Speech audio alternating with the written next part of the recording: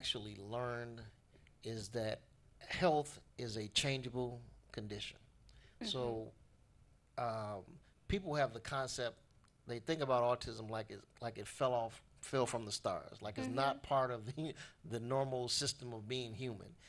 Autism has biological roots just like everything else. Mhm. So if you can understand that there are testimonials out there where people recover from chronic conditions or conditions that are said to be non-curable, Mhm. like cancer and diabetes and heart disease. People Yep. have testimonials out there where they've done natural things and they've gotten a lot better. Okay, Absolutely. so it's just as possible for children with autism. It's just it's about knowing specifically what to do. But Mhm. it's just as possible to heal from autism as it is from anything else. Okay, You so know, as a community, we need to learn more about autism, we need to learn as a community more about how to be healthy. how to be healthy, Okay. period. Okay. For instance, one of the things we uncovered, one of the things that helped the young lady Mhm. that had that was 3 years and nothing was seeming to do anything, Mhm. or there was only a slight improvement. We found that children with autism have a high level of a amino acid called homocysteine. Okay, I've heard of that. homocysteine, when elevated, is responsible or partly responsible for heart disease, cancer, diabetes, and strokes. So, this is some information that everyone needs to know. You Yes. need to know how to bring your homocysteine levels down. Okay, and when she was able to do that with a simple supplement, okay, the child got he calmed down considerably. But that's something that everyone needs to know because as a parent of a child with autism, you want to be here as long as you can. And Mm. if you're here, you want to be as healthy as you can. You don't want Absolutely. to suffer from a stroke. You Mhm. don't want to have a heart attack. You don't want to get cancer. So what we need to do as a community Mhm. is to become more aware of how we can be as healthy as possible. Absolutely. So I want to make sure that we let the audience know that you can call in. We have the call in numbers coming up on the screen. Area code 313 868 0342, 313 868 0351, and 868 4336. If you would like, if you have a question for our guest today. And again, can you give us the information, the website? We have www.maximizingautisticpotential.com. It's actually maximize Excuse com. me. Maximizeautisticpotential.com. And the phone number is 313-528-9240. I think my son wants to say a couple things. Would you mind just Yes, sir. Go ahead. Tell your parents. Tell all your children. Tell everyone you know about this. I'm done. I'm done. Wonderful. Tell everybody. Thank you. So, speaking of tell everybody, we have a conference coming up that I'm really looking forward to attending myself, and that is being put on by the Wellness Advocates of Detroit. And here we have one half of the Wellness Advocates, my Baba, Nkosi Cheeks. And we just wanted to talk about a little about the event that's coming up. Okay, very good. First of all, we want to thank you again. We're very gracious for you inviting us to participate in this dialogue So glad before to have you. the residents of the city of Detroit. And before I get into the essence of the conference, there was a couple of things I wanted to say that comes out of the conversation that you had with Brother Winesberry. Um, it just so happens that if anyone whose child they believe was vaccinated in 2004, around 2004, or maybe a couple of years before or after, and they were an African American male between the ages of 0 or 1 month and 36 months, they should consult an attorney because maybe it's not Mm, necessarily the scientists who may not be held liable, but it could be the CDC itself as an agency of the government, since they intentionally withheld information from the public, and they have a duty. mm-hmm. They have a duty, and if you breach that duty, you're liable. So the CDC can be held liable. Well, the CDC put out the report. Uh-huh. And this gentleman who was a whistleblower was on the committee who withheld the information. And he just happened to come up recently and to disclose this information to the public, which is why he currently has, as I said before, whistleblower's protection. So people need to know that you need to consult somebody if you think that there is a potential remedy for you and your family. Okay, so that's 2004, 0 to 36 months. So, well, yeah, 1 month to Oh, 1 month to 36 months. That's Okay. what the report stated. I believe I did hear there was some type of class action suit being put together, but I don't know the specifics of it. But it's something to consider. The other thing that I wanted to say, Brother Winesberry brought up that the state of Michigan has relaxed its mandatory vaccination rules. But there's a population of our community where these rules are still in play and are mandatory. If a child is in foster care, the parent, the child, have no rights.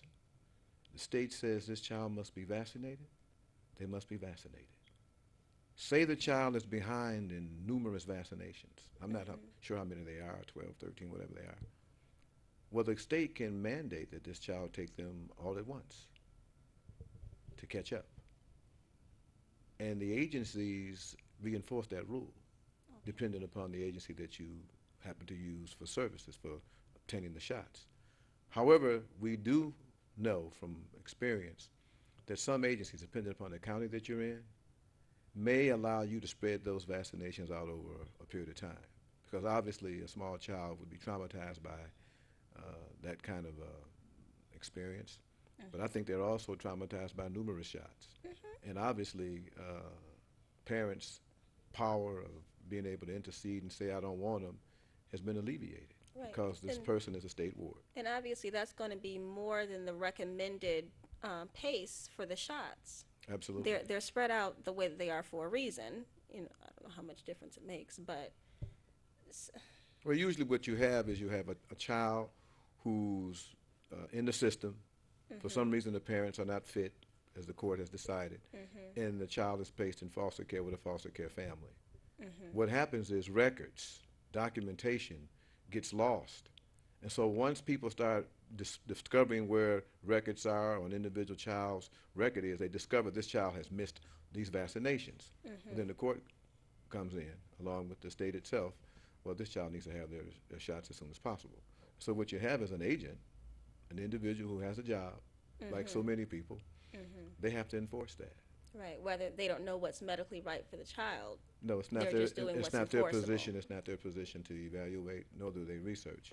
Okay. So what we say in complimenting Brother Winesberry here is that our people really need to do homework, need to study these issues, need to find out how these things impact their family. And if you happen to have a child that's in foster care, you need to be actively engaged in the welfare of that child's life as well as yours. So I just wanted to comment on that before I got into, and people should know that in attending this conference at the Detroit Yacht Club October the 11th is a meaningful and important event for residents of the city of Detroit, because the information that you will receive, you typically won't get it publicly. No. One of the biggest issues with African American men and women is that we are dying faster than any other group in this country. And what is significantly surprising is that African American women are dying faster. So where you can say, well, is it because African American women are holding down households at a rate of 70%, that men aren't there? Or is it the fact that they're raising boys and boys are more stressful than girls? Well, it could be all those factors. But what we know in terms of our health and our wellness is that we as a people have a tendency to practice using what we refer to as pseudo foods for food and nutrition. Pseudo foods. Pseudo foods. Foods that the body cannot break down, cannot use, and store in our bodies as fat. Most of us, we don't study what we use for food. Our experiences teach us that taste is more important than anything. Exactly. That taste is the only rationality for eating what I eat. Whether it's Thanksgiving, birthday, somebody's wedding, it Midnight does not snack. matter. I'm going to eat it because it's there. And unfortunately, what is happening is that our, our life expectancy is shortened because we have clogged arteries. Now, I just had a conversation with a friend of mine that I've known for about 20 years. And I shared with her that we're having this conference to share with people that there are ways to prevent disease and there are ways to reverse disease that are documented by practitioners. And we will disclose that information at the conference. But here's what she shared with me, that her 24-year-old son has a friend who recently died of colon cancer. Now, there's two problems that are typical in African American males. He didn't tell anybody in his family that he was having problems. He kept his pain and his discomfort to himself. The bleeding out his anus, the having to go to the restroom every hour. There were so many things that was going on that he was so afraid that he didn't want to talk to anybody about it. He didn't talk to his girlfriend about it, none of his friends about it. He didn't talk to his family about it until he had to go into the hospital. And this is at what age? 24. 24. 24. If you pay attention to sports, more athletes now are dropping dead at practices and in the game due to heart failure. And people don't know whether the association is to food or dehydration or whether it's a combination of those things. But what we've learned from our studying, and again we will reveal more at the conference, is that there is a direct relationship between what we use for food and nutrition and hydration and what we don't use that can be a big factor in why our lives are threatened on a regular basis. There is a huge movement across the country to try to protect food that grows out of the ground. Because we're talking about modified stuff Yes. that's not really food. And most people really are becoming aware of that, but that awareness doesn't mean you don't stop using it. Right. People still use it. It just They still go to the store and gotta pull it get off the modified shelf. apple. Yeah. I go to Myers every other day. People's carts are full of the stuff, Right. Where is the organic section? and they're giving it to the children. So what we hope we can do for city residents of the city of Detroit, if we're successful at this conference, and we believe that we will be, is that people will learn at least a couple of things. One is that you can take control of your life and your health, that Yes. you actually can determine the quality of your life, and you can impact longevity if that's important to you. There are so many studies out there that show that if people were to drop an animal-based product diet, that they could end heart disease, defeat diabetes, stroke, and obesity. All of that's related to animal-based products, And cholesterol. cholesterol. And bad cholesterol, the only source is animal-based products. The only source. We also know that, and there's a tape that we show our clients, and we have a video that we're going to show at the conference that I think will really help people see that what is possible with work. Obviously, change is always going to be the question, even though you can tell people that if you do this, you save your life. If you do this, you get healthy. If you do this, you rid disease. But there's a journey involved. You got to give the other stuff up. That's not easy. How do you give up ice cream, cookies, cakes, pies, and pizza? Hot dogs, French fries, hamburgers. How do you give that up? And Maybe not all at still once. be happy and feel like you're satisfied.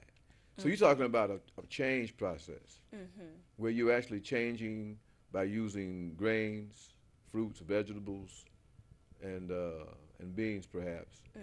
You're changing the cell structure of what's going on Right. inside Just by adding things into by your doing diet. consistently. One study showed that two people entered into a 30-day challenge. They were both diabetic, one type 1, one type 2. At the end of the 30 days, the person that was type 1 no longer needed insulin, taking off insulin. Okay. The person that was type 2, their levels had dropped down like 200, well, they were up like 340, were down by 140 points. So That is amazing. in one gentleman who came out of this group, who never believed he would ever stop taking insulin. Because of his commitment, he did more in the group than anyone else because once he started believing that he could change, he committed himself to a more radical program within the program that they were offered. And he actually eliminated all the signs of diabetes. And he decided to go back to school and become a naturopathic doctor so he could teach. He was inspired spiritually. I see. Everybody doesn't reach that level, but it just shows what's possible with change. And if there's anything that this conference is about, it's about change. That if we want to survive as a people, if we want to be healthy as families, if we want our children to grow up and be able to use their maximum potential, then we have to change the things that we do now. And that's what this conference is really going to focus on. Exactly. If I might mention some of the speakers that will be there. Please. And I just wanted to say that the theme for the conference, you said empowered couples, empower generations. Yeah, empowered couples, empower generations. Yes. Because So- the converse of that would be what? If you're not empowered, you don't empower anybody. We just practice what we learned from our grandparents, or maybe our more recent grandparents, because from what I understood, my grandparents were eating off the land. I was going to say, my grandparents had some pretty good habits. My grandparents, were eating soil, and people today might think that's ridiculous. But the soil then had vital nutrients that you could use in your body that help you keep yourself disease-free. So there are some things that we need to know and understand about what worked in the past and what works now. We need to study. We need to pay attention. We need to get the experts who are going to participate as panel guests and presenters to make them part of our lives. There'll be resources for people to read and study. Give it to your children. You should study together as families. We need to start eating together as families. And if we do that, perhaps we can make some changes. Change is not easy, it's difficult. But the rewards are huge. Absolutely. So some of the people that you have participating in the conference, Well, we have well-known psychiatrist, Dr. Pauline Everett. She's been practicing for many, many years here in the city of Detroit and servicing people in the Tri-County area. And she uses a lot of disciplines to help people in change. Her expertise is working with people in relationships in terms of couple counseling. And her belief is that the subject will always be, when you're dealing with people, the subject will always be change. okay. And I'm just going to pause for a second. We have a call. Okay. Yes, hello. Hello. Welcome you? to the Think Tank Show. Thank you. This is my second time watching you. But to your to the gentleman that was saying that back in the day our grandparents ate soil. Okay, sir, I'm from Mississippi. We call it dirt. We Dirt. used to eat dirt, and he is correct. They would eat dirt, and it would be red clay dirt. That's what it was called, red clay dirt. And when I go down to Mississippi, I do try to get some dirt, and I come back home with it. So you are absolutely right, and keep on preaching what our ancestors ate, and that's how they stayed healthy, and they will live to 80, 90, some to 100 years old, because they ate what they grew, and they didn't have pesticides and all those different things on their vegetables and things. So you are absolutely right. And could you please, I just turned it on, so could you please announce when the conference is going to be, and I would love to come to that conference, if you all don't mind. And thank you for accepting my call. Okay, thank you. And what's your name? They call me the job seeker. Yes, well, thank you so much for your comments, and thank you for calling in. You're welcome. Bye-bye. Bye-bye. We'll let the public know that the conference is October the 11th, and it will be held at the Detroit Yacht Club. If anyone wants to inquire about tickets, they can contact the Wellness Advocates of Detroit at 313-891-8454. If you want to contact us for a vendoring, the number would be the same, 891-8454. We also plan to have that morning, for those who are early risers, a breath walk yoga session that Mrs. Cheeks, my better half, will conduct. And I'm telling you, it's empowering. But we really want people to know that Dr. Everett is a proponent of change. We have another call. Another caller. Another caller. All right. Welcome to the Think Tank Show. What's your name? Irma. Irma. Thank you for calling in, Miss Irma. Irma. Hello. Hi. I'd just like to know, how can you get in touch with this, the guy there with the young son about autism? Because I have a relative that needs help about nutrition, and I'd like to have more information about that. The website is maximizeautisticpotential.com, and the phone number is 313-528-9240. 9240? Yes. Thank you. Okay. I hope you can make it out to the conference. When will the conference be? That's October 11th from 8:30 a.m. until 4 p.m. And Where? that's going to be at the Detroit Yacht Club, and you can get more information from what phone number? 313-891-8454. And just ask for Mr. Cheeks when you call, or Mrs. Cheeks, and we'll be glad to take care of you. Thank you so much. Okay. And please connect with us on Facebook, either through the Wellness Advocates of Detroit. We also have the Think Tank Show website. We'll make sure that we share all the information. And Maximize Autistic Potential also has a Facebook page. Yes. Facebook, website, Twitter, YouTube. Everything. So yes, you have your web presence down. And so, we have run out of time. So thank you so very much for tuning in, and we'll make sure that we have all the information and the lineup for the conference coming up on the website and on the Facebook page. And thank you again so much for joining us, and we'll see you again on next Friday. And also, Nkosi Cheeks will be joining us again, not this coming Friday, but the next Friday. In 2 weeks, we'll be back to discuss more on the conference and some of the other presenters that will be there, including the relationship counselor. So thank you very much for joining the Think Tank Show, and we'll see you next time. Asante Sana. Odawo. Bye. Bye.